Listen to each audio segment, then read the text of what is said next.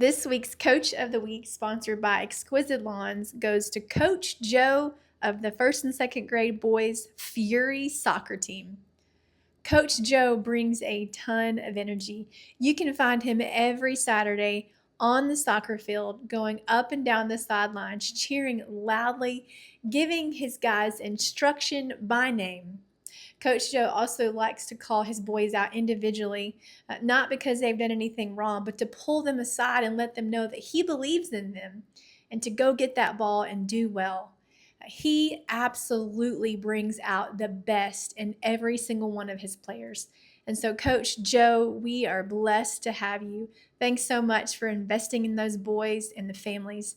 You are this week's Coach of the Week, sponsored by Exquisite Lawns. This week's Player of the Week, sponsored by Innovative Insight Solutions, goes to Miss Suzette Trammell of the Tornadoes. The Tornadoes is a pre-K team, and so yes, Miss Suzette is a small one, but she is fierce on the field. Coach Jake said that she's my only player that will talk to the other players about what they should do. Maybe she's a coach in the making.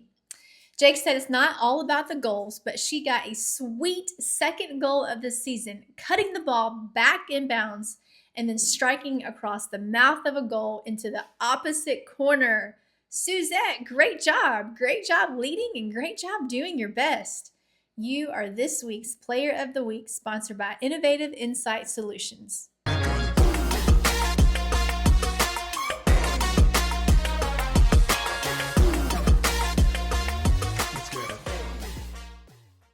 All right, welcome to episode 67. That was so probably 6 months ago, but nonetheless, we had to give it a shout out. Today, we're going to talk about work, and we have a guest who is a really good friend of both of ours, has been here on staff at Lake Church, and is still here presently, but more so in the role of just a friend and a teacher. Mr. David Chase. How are you? I'm good. Some would say dandy. You always Glad say to be dandy. here. Yes, I'm dandy. So David goes by Chase, and so for the rest of this podcast, if we refer to him as Chase, that's you know that we're talking about the guy sitting across from us. Lovingly. Yeah. Yes. Yeah. So Yeah. What's up, Chase? Well, and just for clarification, some people call me David. Yeah. Some people. But I had to go by Chase because the OG was was already David. here. Yeah, Yeah. David was already here on staff. And Yeah. so when I came on, I had to find something else. So Yeah. David or Chase. Great. Yeah. Yeah, doing well. Yeah, Good. plugging along. Good. David has a wife. You guys have been married how many years? 25 this year. 25 years. And you have two kids. Yep. Yep. We have- One at Dallas Baptist. Yep. Dallas Baptist, 21. Abby. Yep. And Ryan, a senior at Grace Prep. Mm-hmm. Right? And he's headed to East Texas Baptist University. Yep. Nice. So wants to play some tennis. Yeah. That's his love. Yeah. So you guys have that in common. You both have seniors. Yeah, both have seniors. Yep. Those days are, man, they're numbered. Yeah. Going It's getting- fast. Yeah, it's going really fast. Going very So, fast. Yeah. It's fun So- though. It's a good season. It is. So I So wouldn't he'll change still it. have one at home, but this Mhm. is your last one. Last. So are you in the fields? Have you been in the fields? Do you anticipate being in the fields? I anticipate. Okay. Yeah. Yeah. Okay. yeah. You're not there But yet. he's been training us all year. So he doesn't spend much time at home. Yeah. So he's been letting us off easy. A Yeah. little Yeah. bit. Yeah. He's been Same. kind of prepping us for this. Yeah. Yeah. So And Ryan used to be a part of our staff. Mm-hmm. He's just like his dad. He's a great guy. Yeah. Everybody loves He's Ryan. better. Yeah. Yeah. he's better. My daughter loves Yes. Ryan. Yeah. Ryan had a very good reputation with the kiddos at the Yeah. LC. Mhm. Still does, but Yeah. especially when he worked here. And that's every parent's hope, right? That your kids are Yeah. better than you, Absolutely. right? And mine are. So Yeah. I'm Yeah. super thankful. Yeah. Yep. For Agreed. sure. Well, Chase, you're on here to talk about work. Yes. So let's start out with just the theological framework of work. So when we say that, what do we mean? What are we talking about? Yeah. Yeah. Well, I think there's a theology of everything, right? There's a Right. theology of sports, a theology of this, but we have to understand, even from a work perspective, what was it? What is it? Where to go south? Like, what's the plan in the future? And so we have to start back with that meta narrative. And there's different approaches. Like there's the threefold approach: creation, fall, redemption. Yeah. Which is what we'll use. There's also Mm-hmm. creation, fall, grace, and glory. I mean, there's all sorts of great little Yeah. four Right, right, episode right. narratives. But creation, fall, redemption, and from a sports perspective, y'all can appreciate this. That's Yeah. our language. Yeah. Nike swoosh Okay. Uh-huh. or a check mark if you need more Yeah. defined ridges. Right. But Right. Nike swoosh, start at the top left, creation. Uh-huh. Go to the bottom of the swoosh, Fall. fall. Mm-hmm. Go upwards, you got redemption, Mm-hmm. Mm. right? But on your path on that redemption, right, there's also there's a great word called prolepsis. Mm-hmm. And another way to think about it is the not yet now, right? Or it's the not yet already Uh-huh. kind of thing. And so there was what work was designed to be. And it's glorious and amazing. God created it. God's doing it right now. Jesus is doing it right now, holding us together, right? There's what work was for, and we see that in the creation or cultural mandate in Genesis. Mm-hmm. Then we have this fall, Mm-hmm. which work is still work, but now there's toil. Mm-hmm. And so, as co-heirs with Christ, we're on this redemptive arc, right? This upward side of the check mark or the swoosh. And as we go up, we're in the not yet, but we're doing redemptive work, right? And there's a couple different ways to look at that. And then, as we cross this prolepsis point, right? Then there's all things made new, right? Then Christ redeems all things, and it's glorious. But yeah, we have to understand that work is good. Work was designed by God. Mm-hmm. Work is what we're supposed to be doing. Yeah. It's not a result of the fall, right? All these things. And Right. so that's the framework we have to start with, that work is good because work Yeah. gets a really bad rap, Yeah. Yeah. frankly. I'm already going to go off script. I know it's early, but I mean, that was a lot what you just said of just gold. When we get saved, that should, based on what you're saying, really trigger our attitude toward a lot of things, but including work, right? It's a journey. Yeah. Yes. Yeah, it's not Yes. overnight. Yeah, it's not overnight. Yeah. Yeah. You can still have a bad boss, and that's not going to change. Right. But how we view things, the lens at what we look at things Yeah. should change. Right. Okay. Yeah, that's good. So take us back to the creation, and from the jump, God told man to. What did he say? Yep. Well, he said multiply and fill the Exactly. earth. Yes. Mhm. But he Yes. also said, right, go have dominion, subdue, Mhm. work Yes. the field. Yeah. Yeah, put us in place to do the work, the Yes. agrarian work that was Yeah. at play at that time. Yeah. Right. Yeah. And so when you say that, that's what we mean when we say work has always been. Work is not because of the fall. Right. Yep. It was way before that. And Yeah. we see that in the Genesis narrative. Yeah. When I think about the theology of work, sometimes I miss a lot of that. Mm-hmm. That God had us working from the get-go. It's not a result of the fall. Yeah. And so, as we're thinking through work, all of that, the Nike swoosh, like it could be a great thing. But kind of like you were saying, like even if you are, a child of God and you are going through your journey, how can one gain a deeper appreciation of that God-given mandate to work? Mm-hmm. A deeper appreciation. I think there's a lot to unpack in that actually. But do you know who Sam Cho is? ESPN. Oh, football yeah, analyst? yeah. Somebody asked him Yeah. one time, it's like, why do you think God delights in your work? And he said, because God delights in me. Mm-hmm. And so, first off, we are Imago Dei, right? Yeah. Made in the image. Right? We're made Yeah. in the image Yeah. of God. Right. And we have all this work to do, this redeeming work, where we are bringing order to things, we are serving people, and we are all called to different tasks, different things, and portions of that. And that becomes this tapestry that, we Yeah. see the ugly side of. I think in the new heavens and new earth, we actually get to see the flip side of that. We get to see the beautiful, that all the work that was done collectively. But I think we have to understand, first off, God wants us to work. He loves us. He's put us in these places, given us strengths, gifts, abilities, things that He's developed in us. And that's one of those, not to go full rabbit trail, but people say you can be anything you want to be. I fully disagree with that. I think you can be anything God designed you to be. Yeah. Yeah. Right. And so Yeah. learning what that is and pressing into that, and that's more of I think that's more of a way and not a thing. Like there's not necessarily one job, Yeah. but it's how you do any job. Yeah. Right. It's kind of a way and approach. But Man, I may have actually gone off script from your original question. No, but that's No, what we this do is here. but as you Yeah. but Yeah. as you go through all this, it's understanding that there's a purpose in all of this. Yeah. Right. There's a purpose in this original work that we're given to do. And,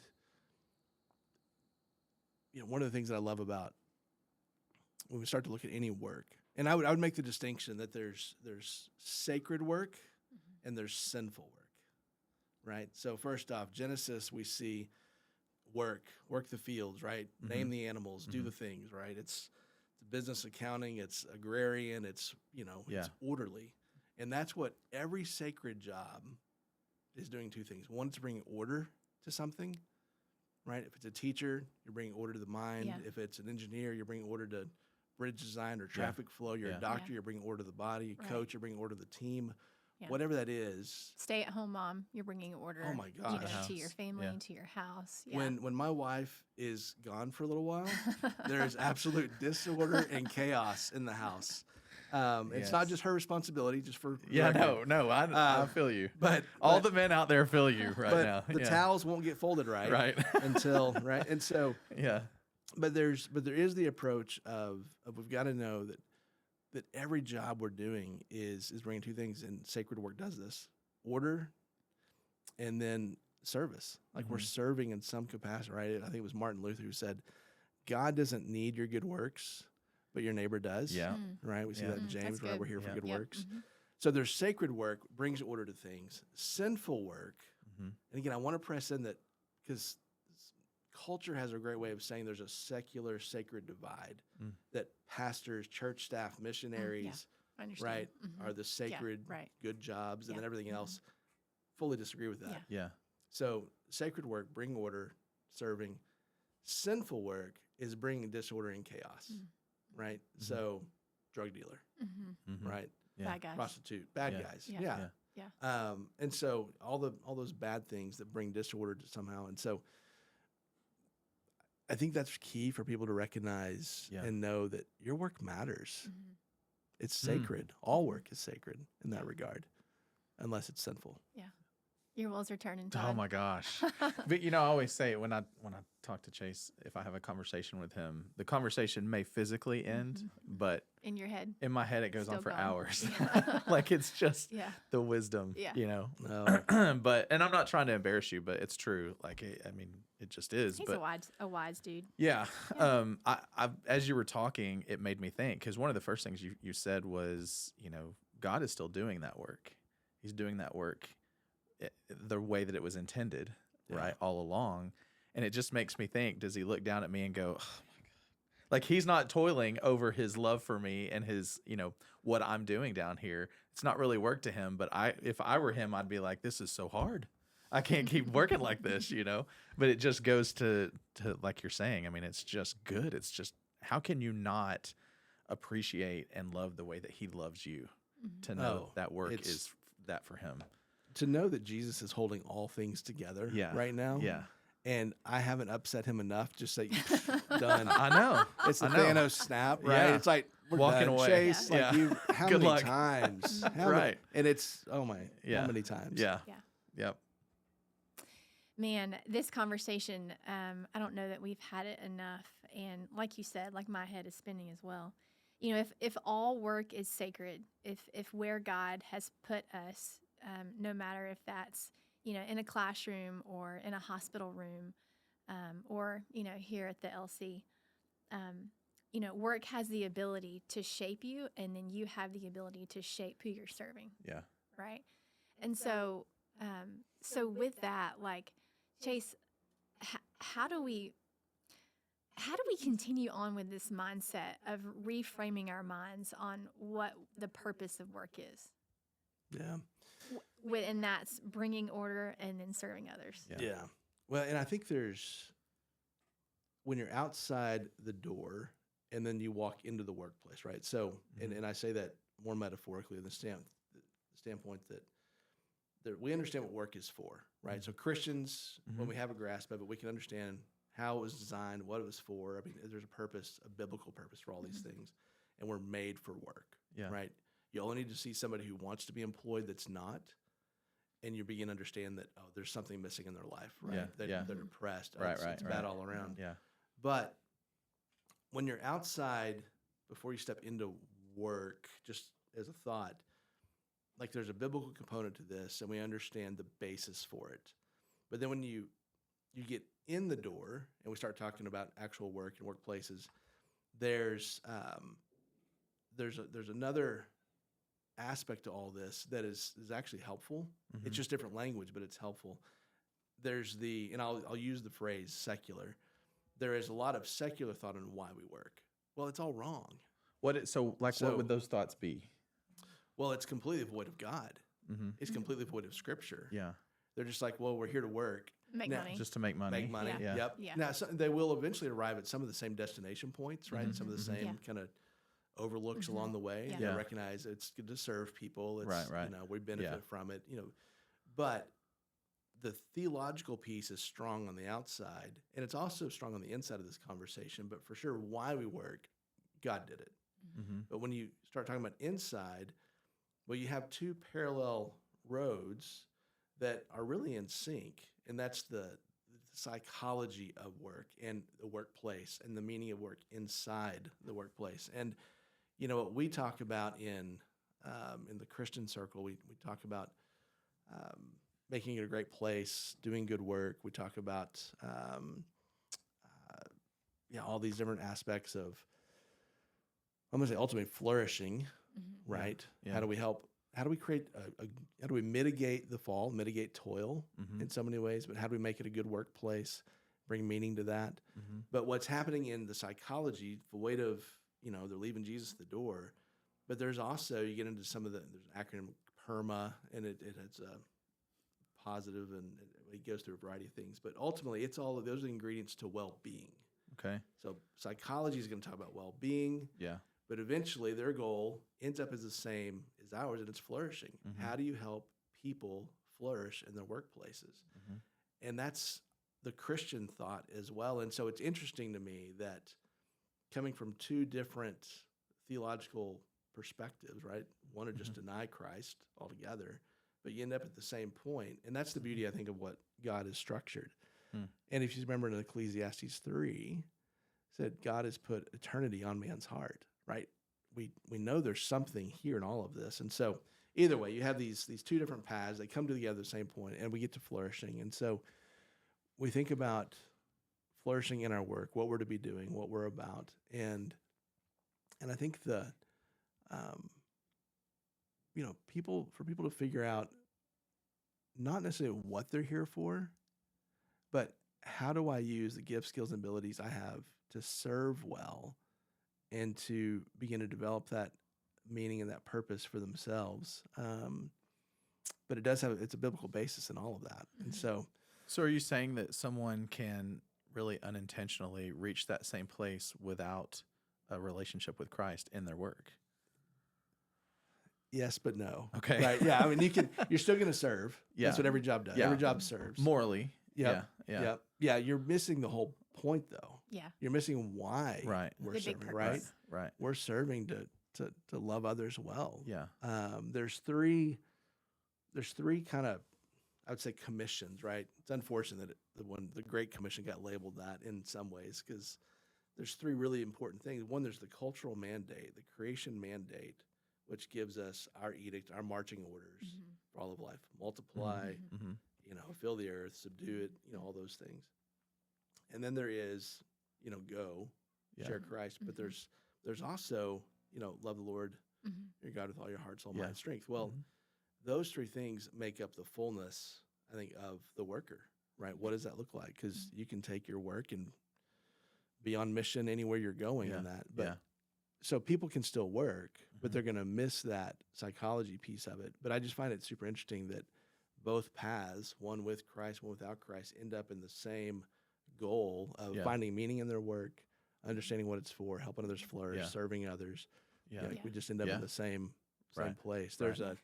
the Stanford Design Lab, like design thinking. There's a whole Mhm. Yeah. I've heard you talk about this before. yeah. There's two guys that started that.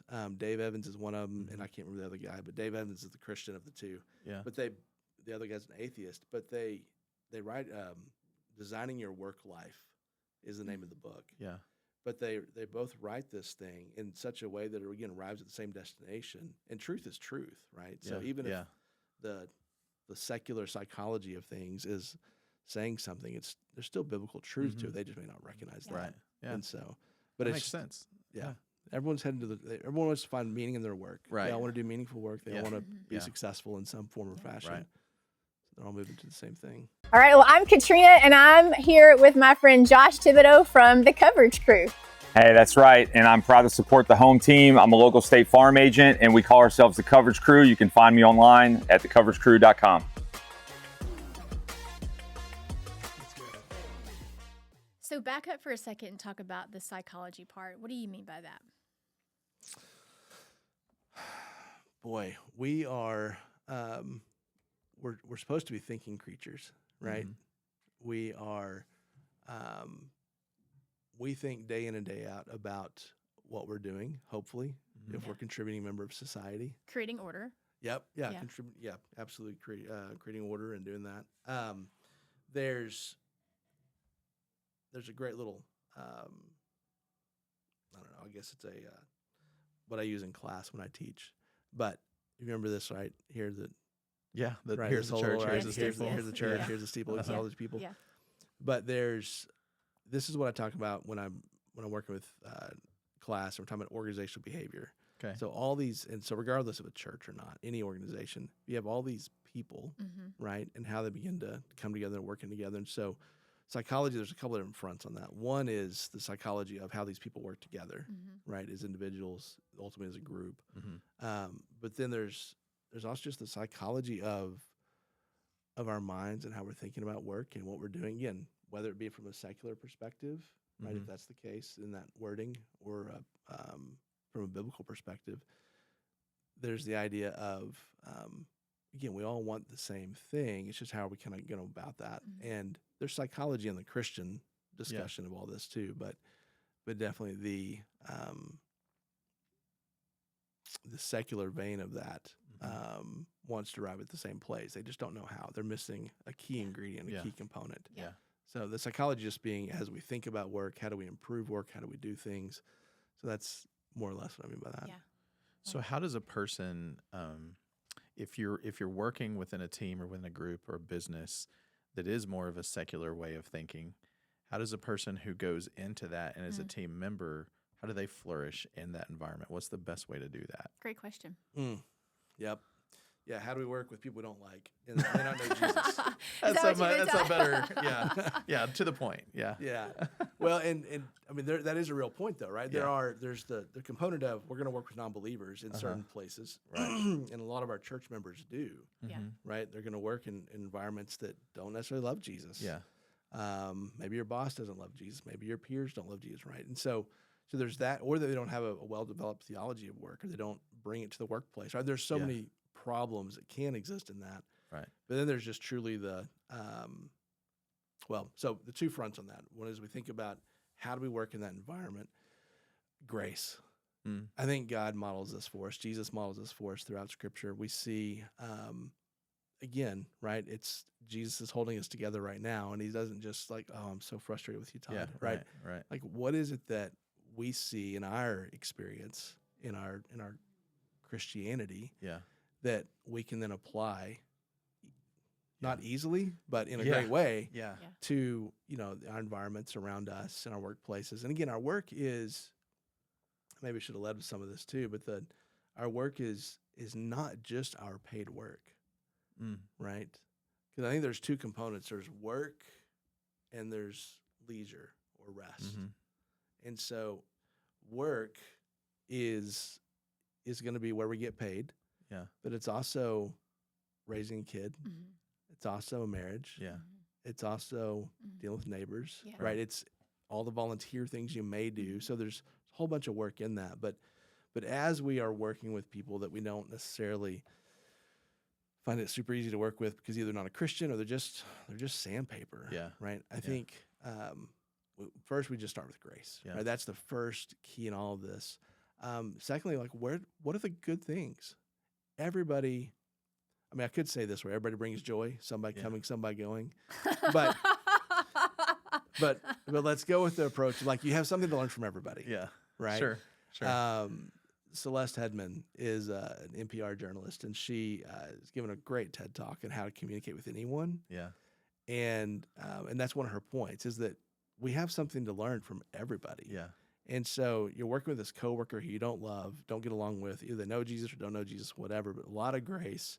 And looking at, okay, how can I learn from them? Like, Yeah. what is something what's some contribution they're bringing to the table that I can benefit from, I can learn from, I can say thank you for, Yeah. right? And so often when we're in what we call a bad work environment, so far it's don't resign from the job, Yeah. but how do you redesign it, right? Mm. And one of those things, and that's in the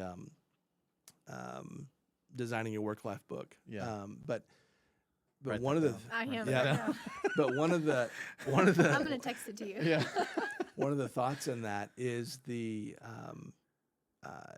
it's the gratitude book, Yeah. right? Yeah. And so it's writing down 3 things a day Yeah. that were good. Mhm. But it's also sending. There's another piece in that about writing gratitude emails, right? Just sending Yeah. one email a day, thanking somebody. And, we often hear about, again, Satan's our only enemy, but we hear about enemies and what we, pray Right, for your right. enemies kind of a thing. Yeah. But I think too, as much as we can engage those people that we don't get along with Yeah. or find difficult or frictiony or sandpaper, whatever, Mhm. the more we can engage them in a positive manner, right? Kill them with kindness kind of approach. Yeah. To a degree, we're going to learn to love them. Right. Right. We can learn to appreciate them Yeah. in certain ways. Like Yeah. there are some people that I've just found to be absolute sandpaper, Yeah. and I've just made it my mission to then like, okay, I'm gonna try to get a smile out of them. I'm gonna try to get Yeah. them to appreciate something about Right. life, or Right. every day I'm going to say something about, man, Yeah. isn't life good, right? Just do something, not Yeah. not trying to be sandpaper back, but Right. No, Right. and Trying to listen, find- like he's not blowing smoke either. No, I know. Like, I know. This is I not know. just the theology that he's thinking Yeah. about. Like Yeah. Chase, that's one of the most important things that I've learned from you. When you were here as executive pastor, is I mean, church is not perfect, Yeah. right? Neither Yeah. is the staff, and some people are just, in your words, sandpapery. Yeah. But countless times, like, honestly, Todd, I don't know that I've ever heard Chase say a negative word about anyone. Yeah. Maybe he did to Misty, or, when he got home. Yeah. I love that. But, Yeah. I love But that. to You the never heard people- it. That's great. but to the people that he was leading, Right. and Yeah. he's exactly right. Like, he led with grace, Yeah. and he tried to put a smile on their face. Right. Even when in the back of his head, I'm sure he was thinking, his words, gosh, they sure are sandpapery. Yeah. So when Chase tells you, "Isn't it a great day today?" That's time for you to do some inward, some focus So- on the inside. Yeah. Misty and I will both share the phrase. She may have actually started it. I don't know, but we use it a lot in our house. But people are peoply, Yes. and I'm Yeah. one of them. Yeah. So I mean, I'm Yeah. I'm not throwing Right. but yeah, people are peoply. Yeah. We're Yeah. flawed, right? We're product of the fall, but Yeah. yeah. I think that's life is too short, Yeah. right? So even back in the psychology piece of things, right? When you start looking at positive psychology and not new age kind of things, but positive psychology, but how do we redeem work? How do we make it better? Well, natural light, right? It's just good for people. Mhm. Okay, There's check. We got Yeah. that. Got Great, that. great, in yeah, abundance. natural light. Yeah. Yep. You get into all these different drivers and ingredients of positive psychology and good workplaces, but the truth of the matter is, though, people that are optimistic, they smile, Yeah. they have a good outlook on life, positive in general ways. Generally, if they're healthy, maybe less Dr. Pepper, Yeah. but those people live longer, Uh-huh. more life satisfaction. Yeah. Like there's just something about, being a happy person, right? And it's not the goal is not happiness per se, Yeah, Yeah. that's key. joy for sure, but 'cause you can't make everybody happy Right. Yeah. ever. Right. But those ingredients though make work better, Mhm. not just for me, but for other people too. Mhm.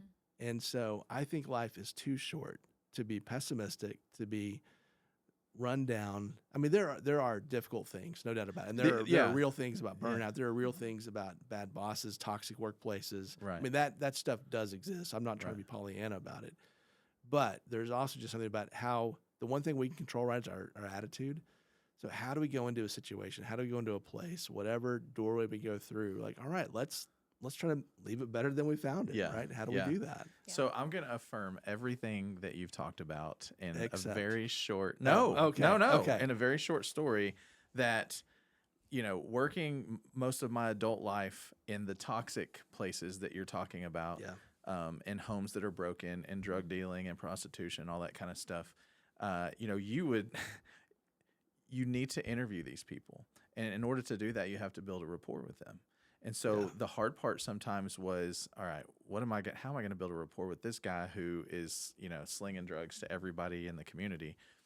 But you look over and you're like, man, these are some of the best graphs that you have to keep track of your transactions. I don't know. I mean, let's start there. Yep. But even that something, would be sinful order.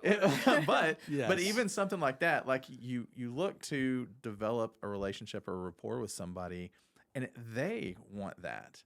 Yeah. Even though they're in the chaos, it's like you're talking about. Even they want some kind of order in their life, and they're looking for something.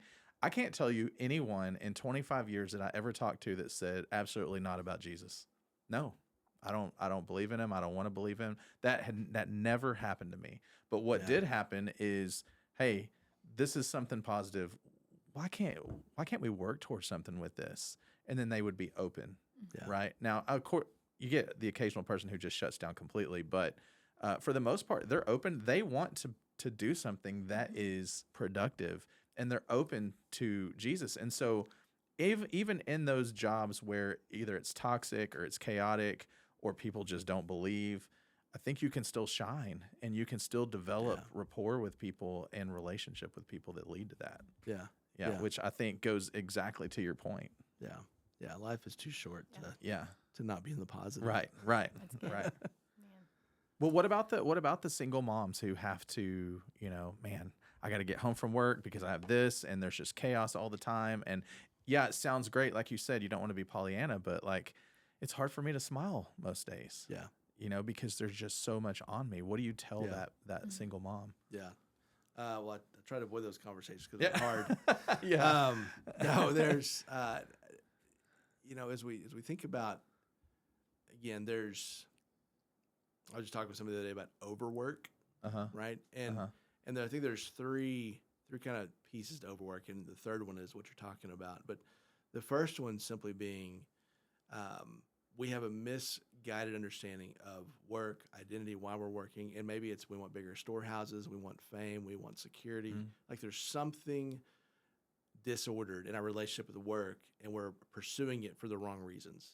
And so that's this level it's overwork and it's self-induced in many ways, right? Right. But we're also sacrificing other good creaturely things that God intended for us, right? I've got to stay late at the office again, babe, whatever. Yeah. Like I'm going to miss my kid's game again. Mm-hmm. Those things we're missing in that overwork piece. There's the overwork that's not self-induced, but imposed by your workplace, where you have the boss. It's like, hey, everybody's here at least till 5:30, even if the day ends at 5. Right. And, or it's a toxic workplace culture, that kind of thing. But the third is the economic pressure, what you get into. And so you really do have to survive. You're having to work 2-3 jobs, not just for extra income or the second home. Right. Like this is just to put food on the table and pay the bills and figuring out which bill to pay, what's going to come due first, kind of a thing. And so I think at that, there's something, there's joy to be found in everything if we stop long enough to think about it, right? Are things hard? Absolutely. Things are hard. Yeah. Angela Duckworth, I don't know if you know who she is. She wrote a book called Grit. Okay. And she studies why some kids succeed in school and why some don't. And most times people are blaming the school. Well, she goes right after the kids. She's like, no, it's the kids. It's when they choose to give up, they choose not to try, that kind of thing. But for the single mom, for those that are in those economic pressures, having to work extra, there just has to be some grit in you, right? Yeah. The circumstances are very difficult. I hate that for people. Yeah. That's product of a fallen world and often just bad choices. Yeah. Not always those two things, Right. but it's just a product of a fallen world. But the But yeah, one, having some grit, you kind of need to go through things, but two, finding joy in something, right? Maybe it's the cup of coffee. Maybe it's the sunrise. Maybe it's the sunset. Maybe it's the breath in our lungs. Maybe it's an aroma of something, right? There's another book called The Liturgy of the Ordinary, and there's a peanut butter jelly sandwich on the front of it, right? It's just ordinary. I'll Like, there's write that down, nothing too. there's nothing special about it, but it's the grind, right, that we would all think about. But there's something to be said for how do we reframe all of that? Right. Right? I get to be alive.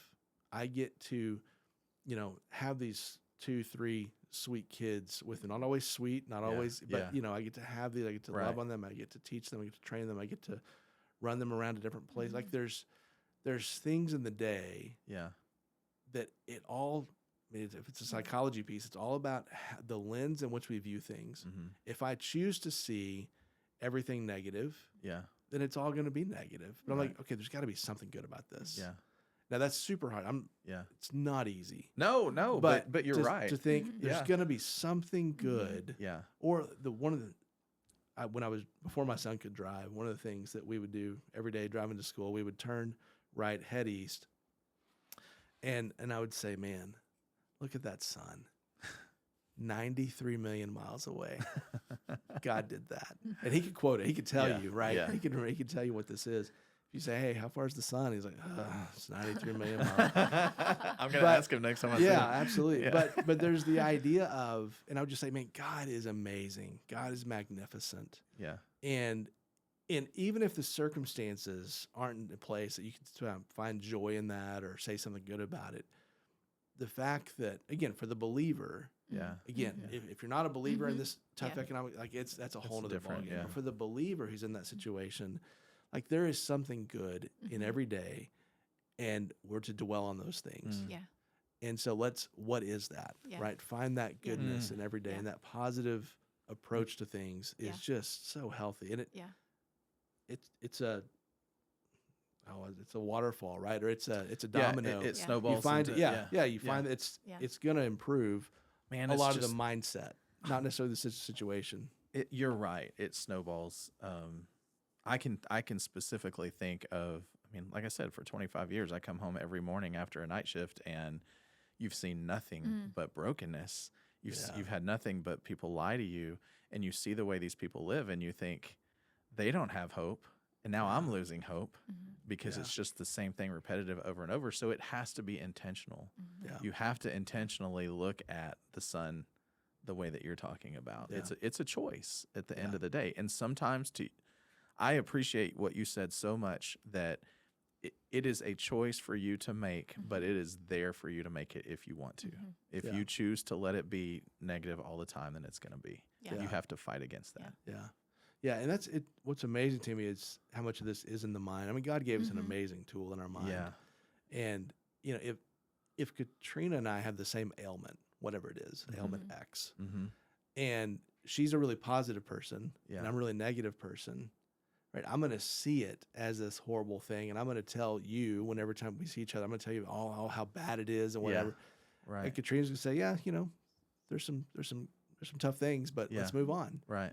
And there's just this, it's a mind shift in so many ways, right? And the more negative we are, the more people we push away, the more things get difficult. We lose our community. Like all these things there's a great, it's totally off track, but not. Brian Fickert, right? When Helping Hurts. I don't know if you remember this book or not, but he tells a story about he's in some part of Africa, I think it was, but he's around a kind of a tribal group, a village, and there's a woman off kind of away from everybody else, and she needs penicillin. And I mean, there's pharmacy. I mean, it's like $5 for the penicillin. So he goes and buys that and gives it to her. And then the community over here says that was not good. Yeah. You should not have done that, right? And it goes back to like, no, what she has is a poverty of community, not poverty of money. Like we have the money. Yeah. She needs to be in the community, and she's chosen to separate. Right. And it's, I think, well, when you choose to separate, things do get more difficult. Yeah. So there's something to be said for doing life, doing work, doing things in community, having people around you that can support you, that can encourage you, that can maybe help pay some bills here and there. Yeah. But if nothing else, just say some positive and encouraging words along the way. And that Yeah. makes such a difference when we have Mm-hmm. people. And that's how we're designed to work too, right? Yeah. Go back to let us make Yeah. man in our image. Yeah. Father, Son, Holy community. Spirit, right? Yeah. It's the Yep. perfect relationship. It's the trio. That's the blueprint for work. Yeah. We're supposed to do it in community. So we shouldn't isolate ourselves in any of those situations. So I'm sorry, it's just speaking to me quite a bit. And what you're saying is like I commiserated with the guys that I worked with for decades because you're in it so much Yeah. that of course you're going to be negative. I mean, it's just repeated conditioning, right? Yep. And then you break away from that and you're like the penicillin story, you're on your own. I'm outside of that world now. I don't know how to behave any differently. Yeah. You know, am I a happy guy? Yeah. I love my family. I have a great life, but I still see through the same lens that I did because I Shatter was that conditioned lens. it. Shatter that lens. But it's so hard to do. It is. And you have It to is. make that choice. And there are a lot of people out here right now Mm-hmm. that are watching this that come home and they're tired and they're working overtime and you know, Yeah. and they're in that space, which is why this is so important Yeah. because you have to make that choice. And for some people, it's harder than others because you've been conditioned to for so Yeah. long, and you've seen maybe the underbelly that other people haven't. And there's a lot of people out there right now that go through that. And so there's hope in Yeah. the fact that we can make that choice and that we can turn it around because we know the person who can do that for us. Yeah. And that, I think, is the key, is God is not just my genie. God is the person who's walking with me every single day that allows me to make that choice. Yeah. So Yeah. it That's speaks to good. me. That's Yeah. good. You know, I think about the job I have now works in prevention of child sexual abuse. Right. And the stories that we hear about now, we're prevention side. We're not dealing with the victim Right. side, but we do Right. hear those stories about Yeah. all of this. And if we don't watch out, we'll start to believe that that's how everybody lives, right? Is it The not? news doesn't report on the planes that land safely. Right. Right? Exactly. It's Exactly. always the headlines. It's always the stories Yes. about bad things that happen Yeah. that get publicized. And so, you know, let's be aware of it, Right. because that's what we're up against, right? We're Yeah. up against the enemy who Yeah. is trying to destroy people and create distance from himself Yeah. for situations and circumstances. But yeah, we can't let that frame out how we think about the entire world. Yeah. Right. Yeah. Um, Yeah. Work can be really difficult, but we Mhm. can't think that everything about work is difficult. Right. Like there's got to be Yeah. maybe Yeah. There's maybe the positive thing is that the day ends Mhm. and you get to go home, right? Or maybe that's that's the positive. maybe yeah. that's the only thing that's good about that Right, day. right. But sure enough, it happened. Yeah. Yeah. Well, we could talk to you, Chase, for another 2-3 hours. Are we done? Yeah, Oh my gosh. yeah. No. You got to But come so back. yeah, you have to come back, Chase, because I have more questions on work as it relates to leisure, but we can't get into that right now. So we'll end with this. You know, you said that it's so important for us to find something that we find joy in every single day. So I'll just ask this question to you too, and I'll answer it as well. What have you found joy in today? You So go I'll go first. I'll go first since Okay. I asked it. I'll go Yep, first. yep. I'll go first since I asked it. Yeah. I have a friend who, Gwen, Mm-hmm. she always sends me pictures of sunrises Yeah. every morning. Yeah. Wherever she is, she's usually on the track, you know, at school. And she sends me this magnificent picture of a sunrise. Yeah. And so today it was kind of cloudy. So I was in Psalms 19 this morning and I thought of her. And so I sent her this text. It's Psalm 19, verse 4-6. And it says, "In the heavens, God has pitched a tent for the sun. It is like a bridegroom coming out of his chamber, like a champion rejoicing to run its course. It rises on one of the heavens and then makes its circuit to the other. Nothing is deprived of its warmth." So what I found joy in reading that verse and sending that to her is it's just how the sun is described as a champion Yeah. running a race. That's cool. And if the sun is running a race, so do I. And I want to run it like a champion. Yeah. So that's what I found joy in today. That's I've really given good. you guys time to think I don't know if I now. want Love to that. follow that, but Well, I'm gonna ahead. use some scripture then. Okay. No, So I'm you gonna, don't have to. no. This is where I want to go with this thing. So, and this is You need my Bible, Todd? No, I'm good. Right here. I got to look up some scripture real quick. no. This is I referenced Ecclesiastes 3, and this is actually one of my favorite passages. And like I have these note cards. Mm-hmm. I'll write notes to people, and it has this passage on it. I Like see that. that's Yep. at the top, Yeah. Ecclesiastes 3, 11, 12. But it says, "He has made everything beautiful in its time." Mm-hmm. We can unpack that all day long. Yeah. Also, He has put eternity into man's heart, yet so that he cannot find out what God has done from the beginning to the end. Mm. We know there's something bigger. We just got to understand. We Yeah. can't understand it, but we're trying. We're seeking that all the time. Yeah. But this 12 is what I want to. This is what I enjoy. Every time I read it, I enjoy this. I find enjoyment in it. I perceive Solomon, right? Just Right. had it right. Solomon, wisest man Mm-hmm. that ever lived. Okay. I perceive that there is nothing better for them than to be joyful and to do good as long as they live. Also, that everyone should eat and drink and take pleasure in all his toil. This is God's gift to man. Mm. I always enjoy that every Yeah. time I read Yeah. it. That's good. And seeing as how my boss just gave me a year's supply of Dr. Pepper, I was going to will mention drink. that. I will drink. I walked in for Yeah. my birthday the other day, and there was a year's supply my of Dr. gosh. Pepper sitting on the desk. Yeah. I'm like, dude, I got a Zoom call I got to be on. Like, help me clean this off. But yeah, I love that Okay. verse. That's good. That explains your comment earlier. Yes. About Dr. Pepper. Yeah. Yeah. Well, as you were talking, the first thing that popped up in my mind, well, the easy answer is my wife comes home from being out of town today, which, Yes. whew, Yeah, that's good. But there was a man that I met 5 years ago. Mm-hmm. He was a citizen on the Citizens on Patrol in Bedford. Mm-hmm. Elderly man. Mm-hmm. He's from Alabama, Uh-huh. which, we hit it Yeah. off pretty well. His name's Tom. Every day for the last 5 years, Tom sends me a message, a text in the morning. Hey, have a great day.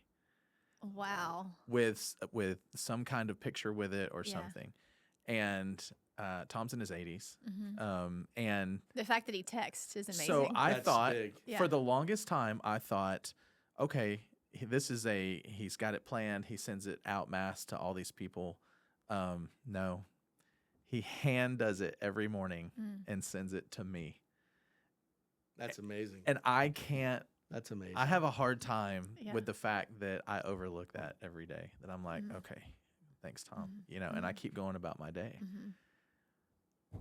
I mean, that's just a testament to God putting people in your lives to Yeah. make you, focus on the goodness that you Yeah. have. So That's I good. need to pay more I attention love to that. that. That's Yeah. good. I love that. Can good. you give him my number? Yeah, yeah, it's I highly want encouraging. his text every day too. Yeah, That'd be great. I've disappointed everybody but Tom. Yeah. So- there we go. Yeah. Well, Chase, thanks so much for talking with us. Yeah. Yep. Indeed. You are a wealth Thank of you. knowledge, and again, it's always a joy. So, Yeah. thanks. Thank y'all for Thank having me. you. Yep. Enjoyed it. And if you want to know more about Chase, just give him a call. I won't give your number out though. Thanks for listening. If you guys haven't checked us out on the other episodes, go back in the history and look. But we'll see you guys later. Have a great week. Man, thanks so much for listening. If you enjoyed hearing us ramble about youth sports or other strangely interesting sports topics related to families, please go and like and subscribe to the show so that you can get regular updates when a new podcast is released. We'd also love to connect with you. Head on over to our socials. We're on Facebook, Instagram, and YouTube. We're under LC Sports and Recreation. And if you're new to our podcast, go check out some of our previous episodes on YouTube, Apple Podcasts, Spotify. There's some good stuff on there. And pay attention because these come out pretty quickly, weekly, as a matter of fact. And you're going to learn a lot about what we have to say with regards to our league and how to win with the home team.